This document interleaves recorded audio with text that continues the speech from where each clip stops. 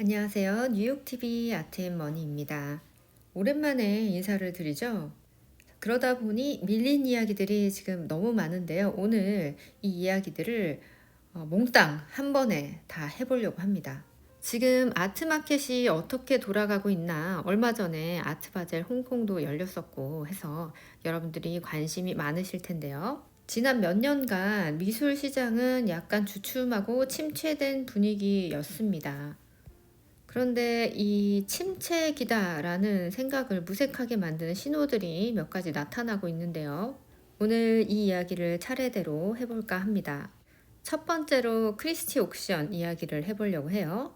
3월 달에 뉴욕에서는 아시아 아트 위크가 있었습니다. 그에 따라서 지금 크리스티 옥션에서 한국 작가의 작품이 나왔는데, 자, 어떤 작품이 얼마에 낙찰됐고 지금 주목받고 있는 아시아의 미술이 어떤 것인지 한번 알아볼 거고요. 두 번째로는 지난 일요일에 막을 내린 프린트 아트 페어에 관한 이야기입니다. 지난 작년에도 제가 소개를 해드렸는데 IFPDA 이 프린트 아트 페어가 열렸는데 좀 예상외로 너무 많은 사람들이 와서 좀 깜짝 놀란 일이 있었습니다. 그 상황이 어땠는지 좀 알려드릴 거고요. 세 번째로는 저희 갤러리가 아리조나에서 열리는 스카츠데일 페라리 아트 위크에 참여를 했는데요. 아리조나에서는 첫 번째로 열리는 쇼였습니다. 그럼에도 불구하고 UBS가 스폰서로 붙었기 때문에 어떤 페어일까 좀 궁금했는데 예상외로 선전했고 이 아리조나주 이 스카츠데일의 마켓이 괜찮구나라는 걸 느꼈습니다. 이 서부 쪽의 아트 마켓의 상황을 한번 살펴볼 거고요. 마지막으로 아트바젤 홍콩에 대한 이야기를 나눠보도록 하겠습니다.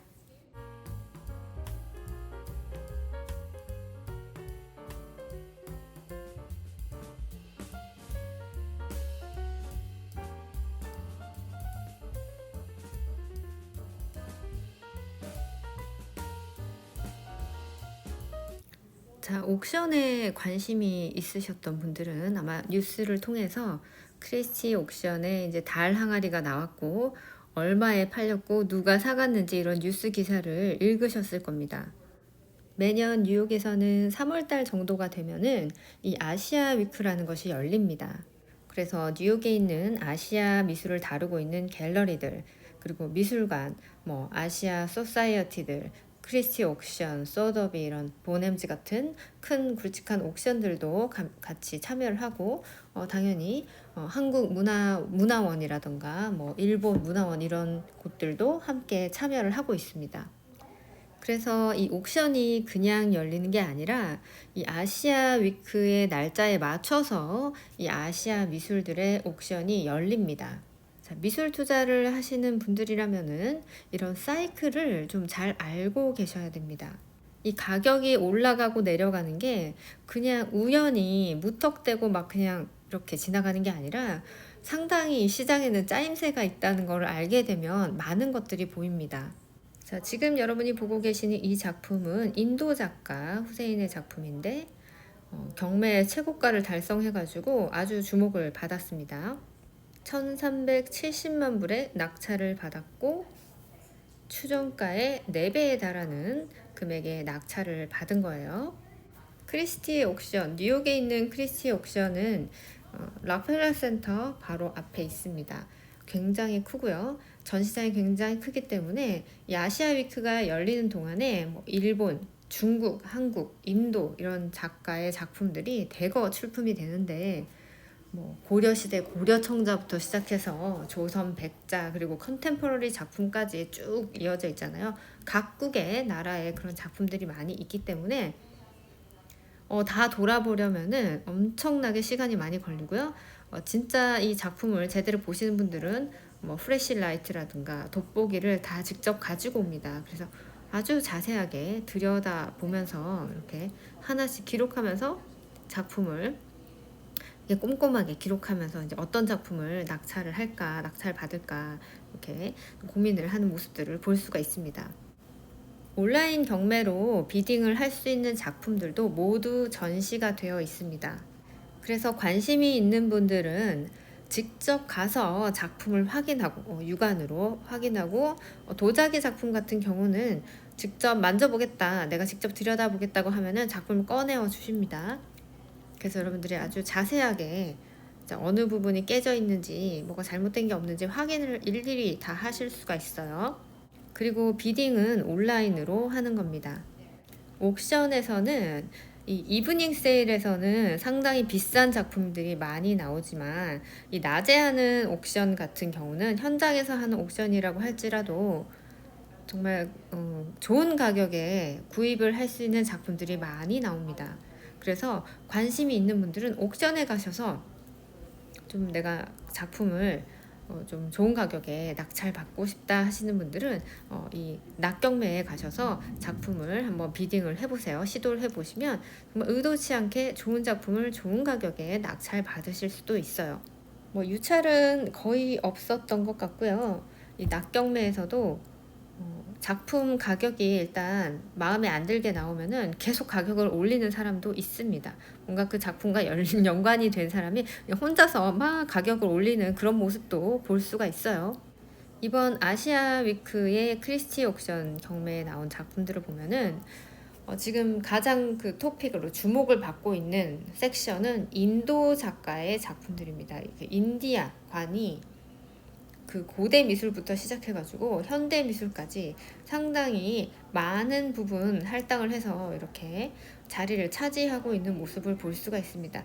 상대적으로 일본과 한국은 조금 작고 중국과 인도를 더 많이 집중해서 소개를 하는 것을 볼 수가 있습니다. 이런 부분은 좀 아쉽죠?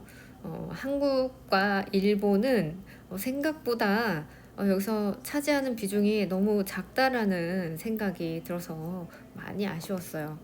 자, 그렇지만 달 항아리. 우리 한국 하면은, 한국 미술 하면은 도자기 아닙니까?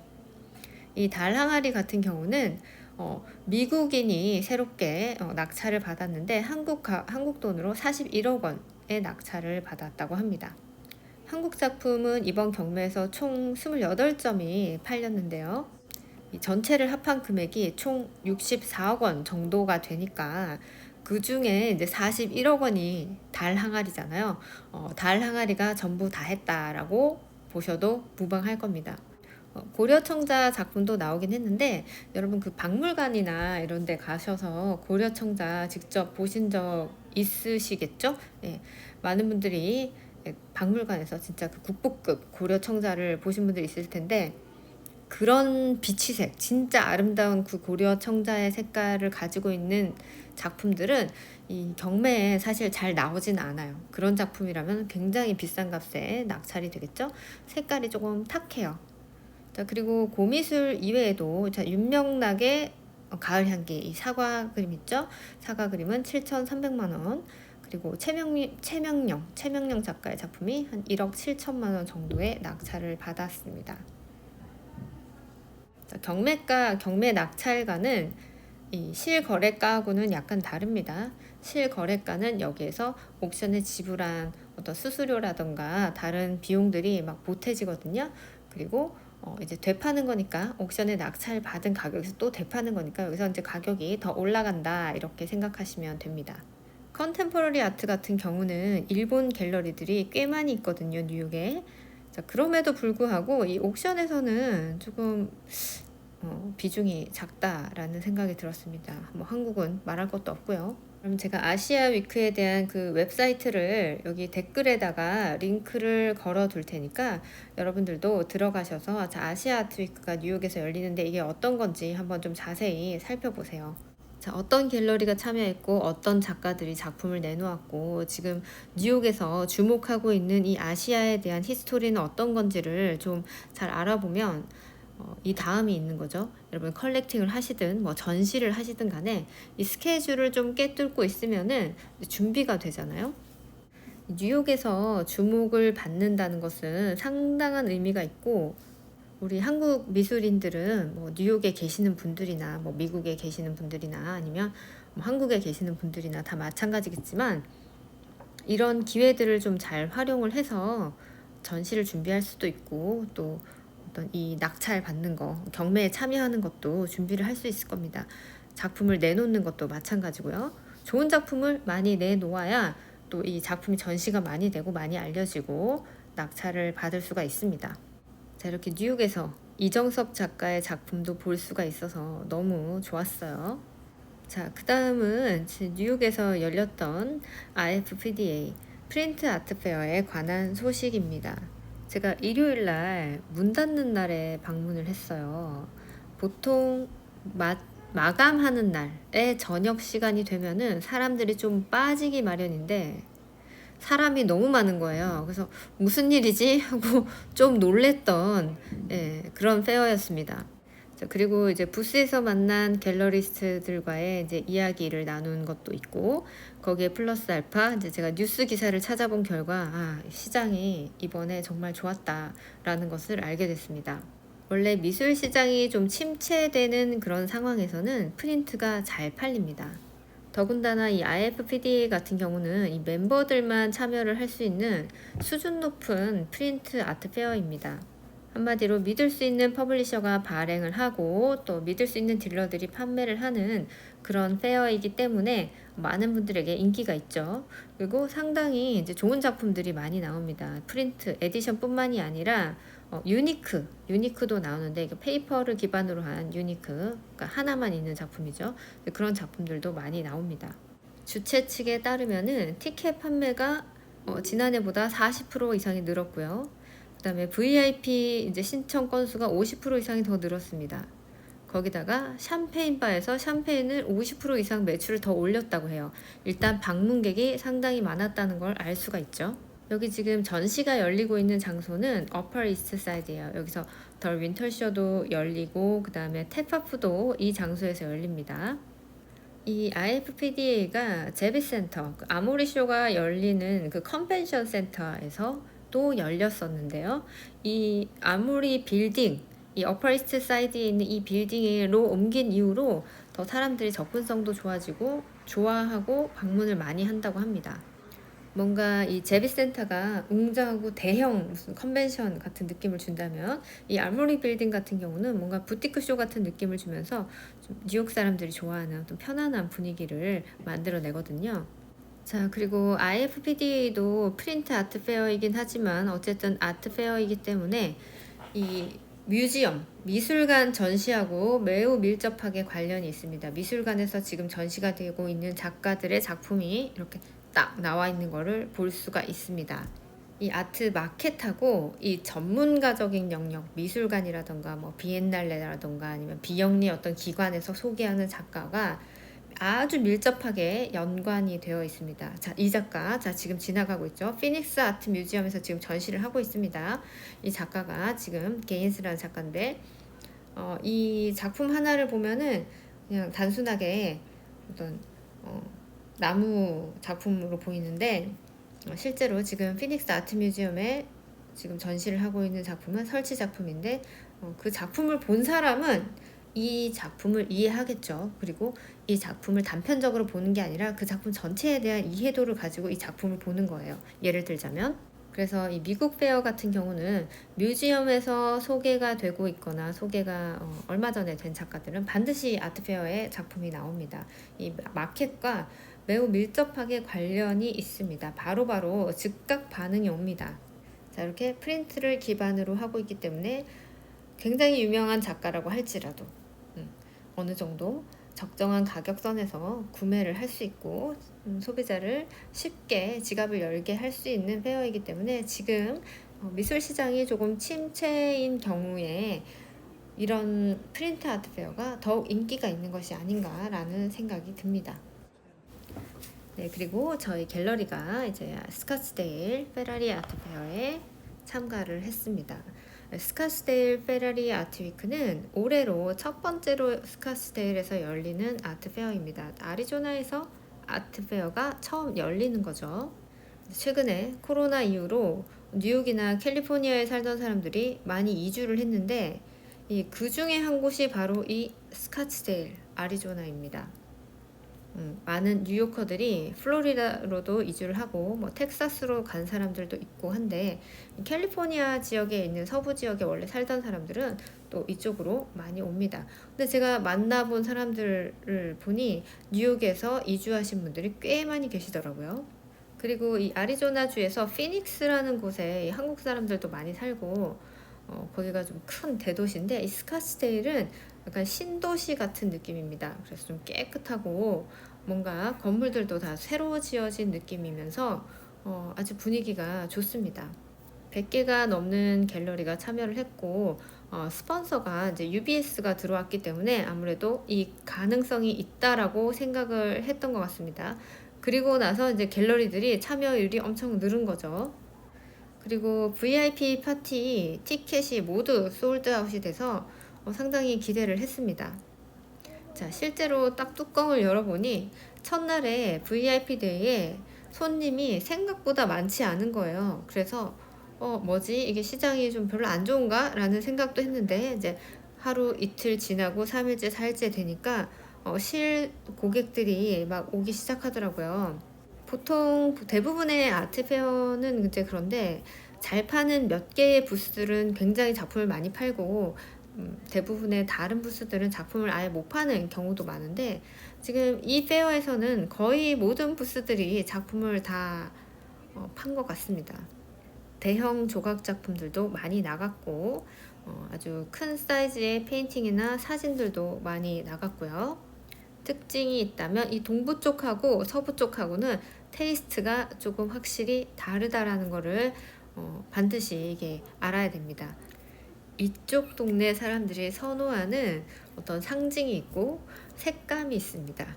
약간 이 땅 색깔, 그러니까 세도나 아리조나 이쪽 사람들이 좋아하는 색감, 약간 누리끼리한 그런 황토색 같은 거를 좋아하고 자연색을 좋아하고 그리고 선인장 그림이라든가 인디언들이 많기 때문에 이 인디언을 상징물로 한 작품들을 상당히 선호하는 것을 볼 수가 있습니다.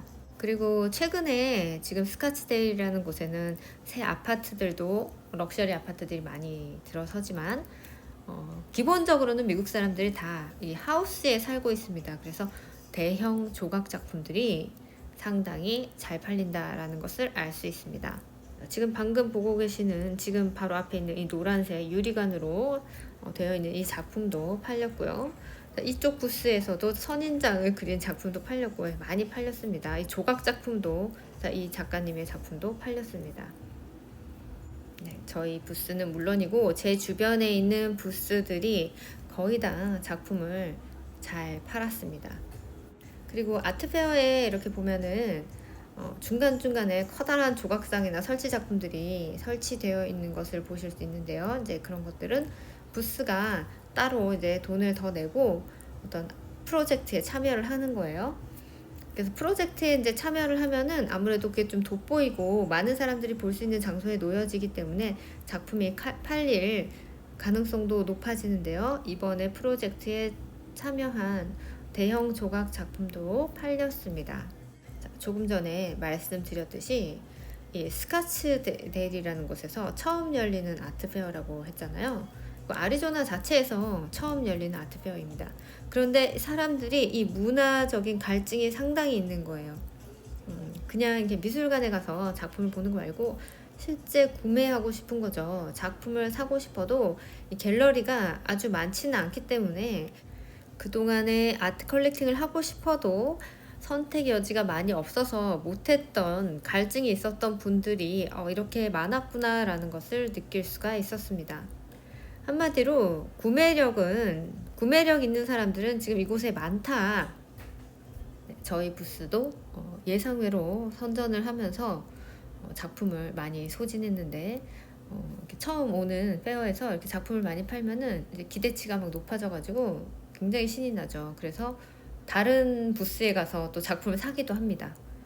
이 아트페어 같은 경우는 운영자하고요. 그다음에 주인이 다릅니다. 오너는 오너십이 있는 사람들이 있고요. 그다음에 운영 주체가 또 따로 있는데 이 스카츠데일 페러리 아트위크 같은 경우는 오너는 한 5명 정도가 되고요. 그 밑으로 이제 운영하는 주체가 탭파프를 운영하는 주체하고 그다음에 햄튼 파인아트를 운영하는 주체가 함께 작업을 해서 이렇게 아트페어를 꾸렸습니다. 이미 아트페어에서 국제 아트페어에서 국제적인 수준의 아트페어를 운영하는 주최 측이었기 때문에 처음 열리는 페어였음에도 불구하고 그렇게 삐그덕거림이 없이 매끄럽게 행사가 잘 진행이 되었던 것 같습니다.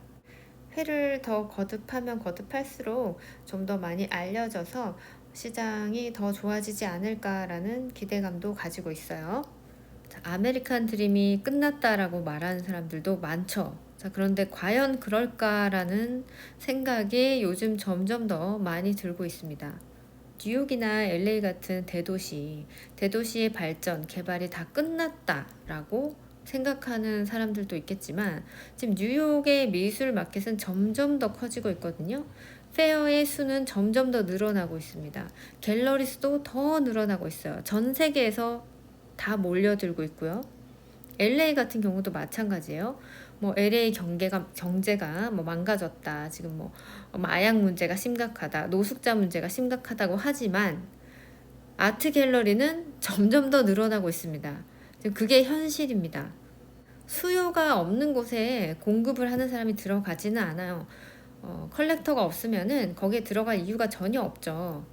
그런데 이미 세계 시장을 장악하고 있는 이 대도시는 점점 더 커지고 있고 이렇게 아직도 개척이 덜 된 미개척지가 남아 있어서 여기에도 지금 시장을 계속 개척을 하고 고객층이 늘어나고 있다는 게 놀라운 사실입니다. 자, UBS 이꼴 아트 바젤이고요. UBS가 스폰을 하는 아트페어가 몇 개가 안 됩니다. 아트 바젤 통틀어서 리드 스폰서를 하고 있고요. 그 다음에 싱가포르, 상하이에 있는 웨스트번드 이 정도 스폰을 하고 있습니다. 자, UBS는 매년 아트 마켓 리포트를 내놓고 있습니다. 여러분들도 다 보실 수 있고 공개된 오픈 소스이기 때문에 누구나 이 아트 마켓 리포트를 보실 수가 있는데요. 꼭 그렇다라고 말을 할 수는 없지만 우리가 객관적인 지표가 없을 때는 누가 스폰서로 들어왔나가 좀 이 아트 마켓을 가늠할 수 있는 지표로 삼을 수 있는 기준점이 아닌가라는 생각이 듭니다. 이 아트 마켓을 지속적으로 스폰서링을 해온 어떤 데이터베이스가 확실한 은행 스폰서가 누가 들어왔냐가 아트페어를 판단하는 어떤 좀 중요한 기준이 될 수도 있으니까 여러분들 참고를 해보셨으면 좋겠습니다. 마지막으로 여러분 아트바젤 홍콩에 대한 이야기를 해보려고 합니다.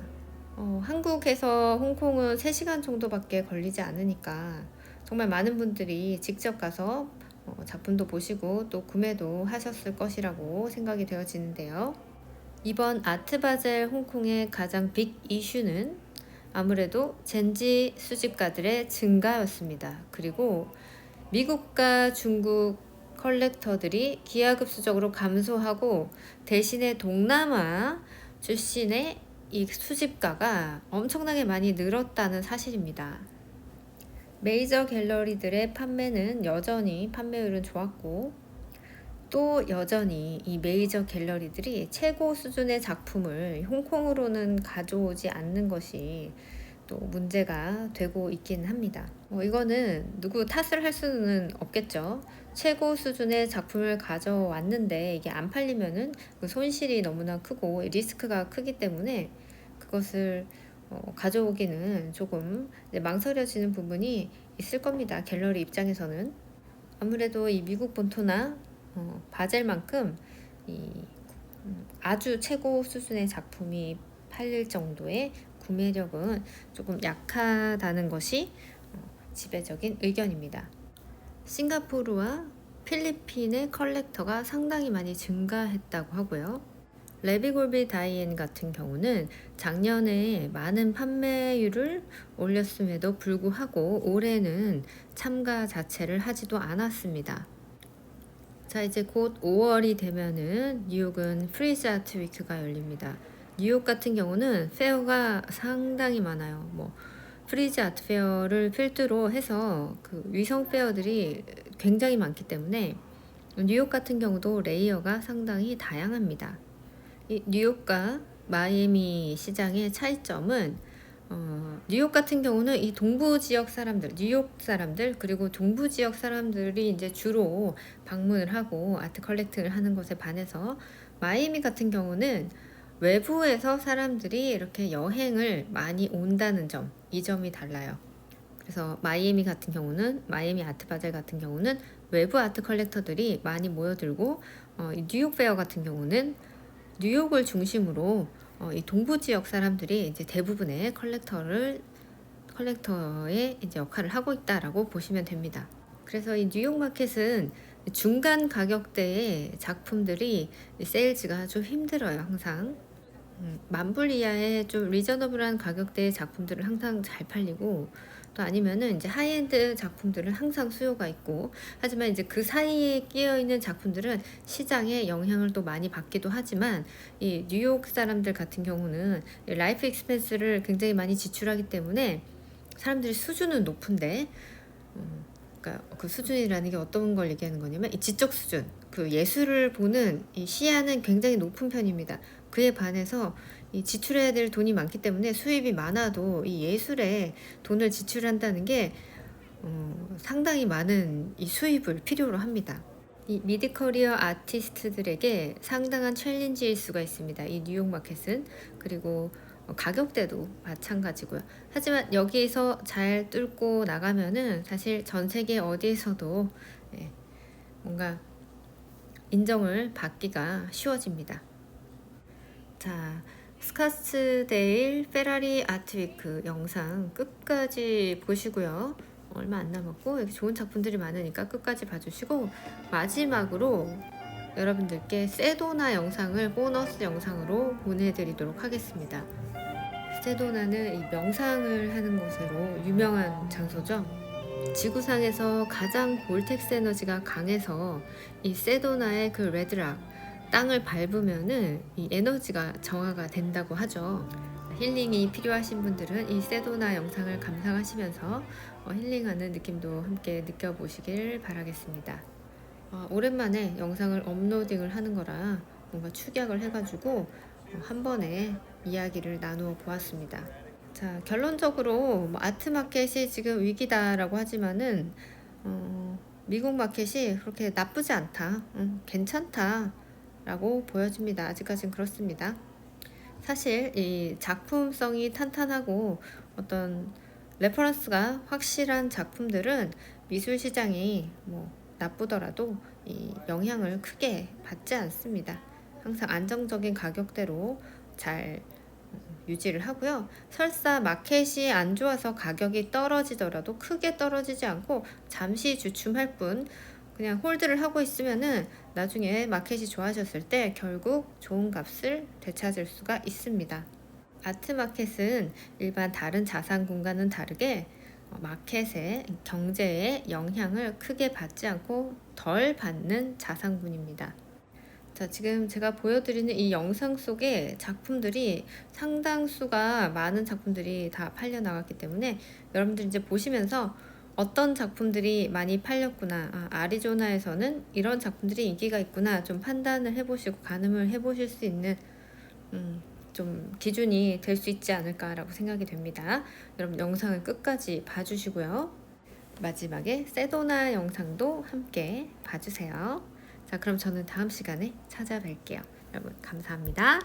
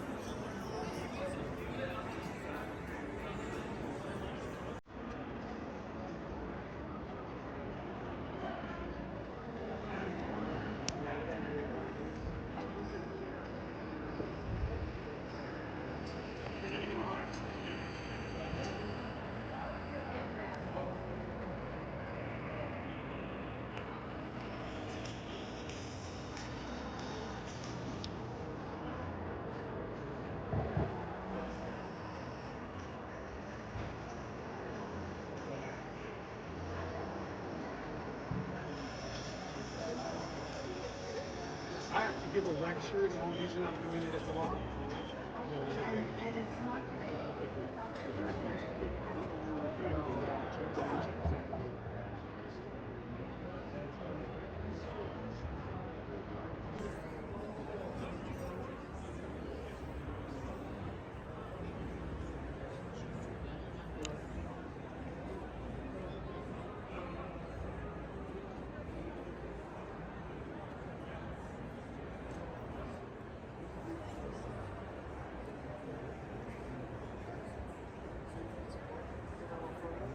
You have an amazing house.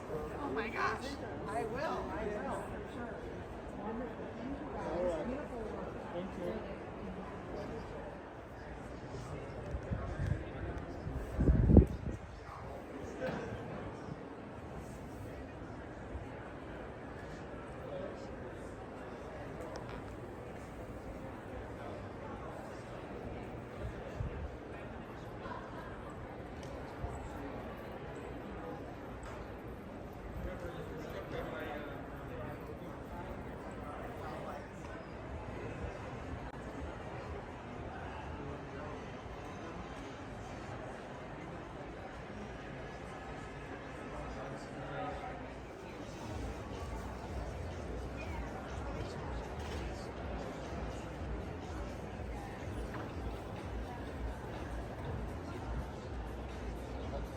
Oh, it's really cool. That's really cool.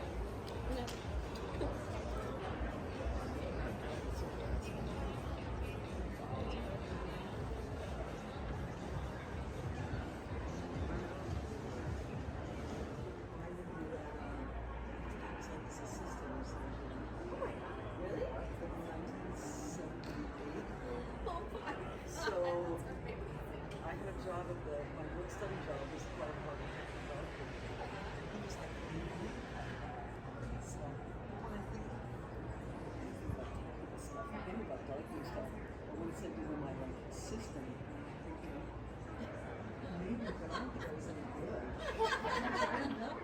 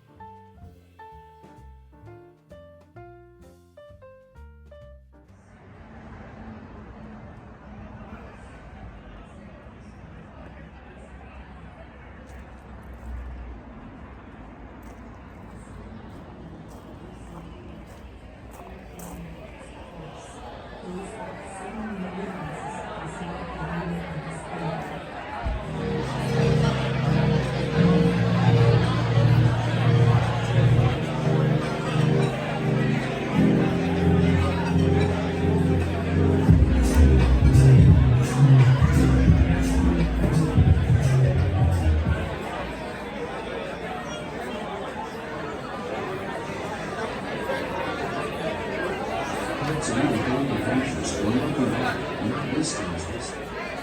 introduced himself and said, I've known you for years. Everyone says you were beautiful when you were young, but I want to tell you, I think you're more beautiful now than then. Rather than your face as a human, I prefer your face as it is now.